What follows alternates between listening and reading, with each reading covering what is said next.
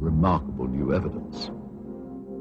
If this film indeed corresponds with Vereshchagin's story, what we are looking at is the scene of the crash site in Pereosovsky as viewed by a camera on top of a military truck.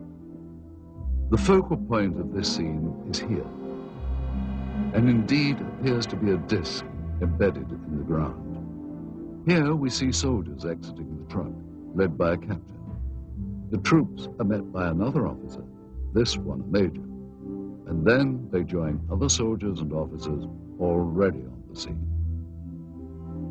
This footage is one of 4 reels of film acquired during our investigation. Explore it. This film footage certainly seems to depict interest by Russian military personnel in the object that is seen sticking out of the ground.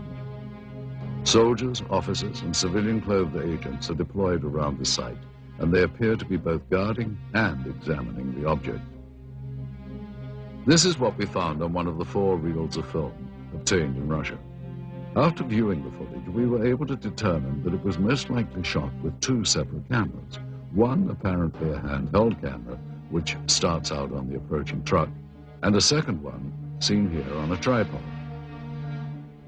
As the soldiers march past, you can see the cameraman turn to follow the troops. Here we cut to the other angle, the point of view from the tripod camera.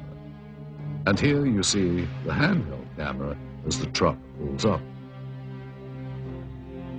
Both cameras change vantage points several times during the film, as if to get better views or perhaps under orders of a superior.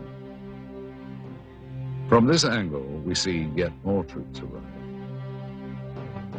Author Veniamin Vereshchagin described... Вы знаете, в дальнейшем события приняли более такой масштабный характер. По просьбе КГБ были привлечены... On the KGB request, the Soviet army... And here you see the man who is probably the head KGB agent directing the cameraman to point his camera toward the disc. A total of almost 1,200 feet of negative were recovered just on this crash site. It is possible that more film was shot, but this is all that we were able to obtain. None of this film depicts the removal of the disc itself, and at no point do we see inside the object. From this angle, we do see the handheld camera shooting behind or inside the disc. However, that footage, if it was in fact ever shot, was not included in the cans of film we acquired.